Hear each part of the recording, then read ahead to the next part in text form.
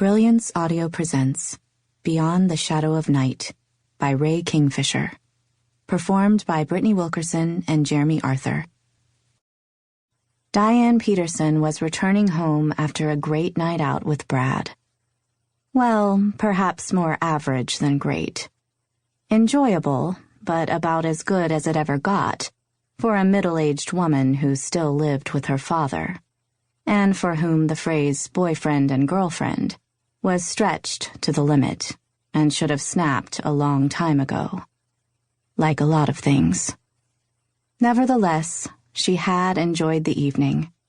Bowling followed by a meal with Em and Dave, who for once didn't mention their upcoming 15th wedding anniversary, and didn't yammer on endlessly about how well their 2 kids were doing.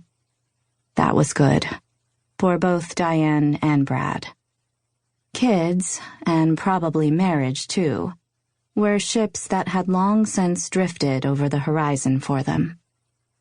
She pulled her keys from her purse and opened the front door of number 38 before turning to wave goodnight to Brad, who returned the gesture discreetly from the cab window.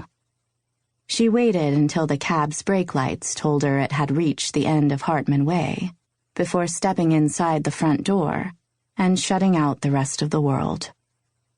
"Dad?" she shouted. Not aggressively or even stridently.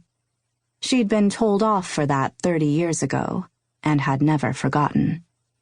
He'd said something about harsh shouting unnerving him, which had puzzled her at the time, and still did just a little, but she knew not to question.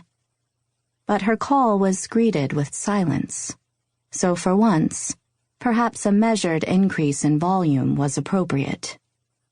"Dad?" Still nothing. Nothing but cool air. "You upstairs?" she hollered, now fearful of both a sore reaction and no reaction at all. A step to the side. A strange, almost metallic smell. Stickiness at the back of her throat. 3 paces forward. A glance into the kitchen. And then she saw. Her keys and purse dropped from her limp hands onto the floor. She nearly followed, summoning up just enough energy to stop her knees buckling. There was something she should be doing. The phone. A call. Her face felt hot, her breath unnaturally cold. The number 911 flew into her head and straight out again, as she turned and staggered back to the door. She opened it, and then her knees gave out.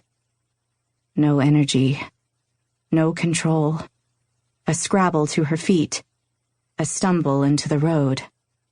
The rest was blurred. It wasn't real. It couldn't be.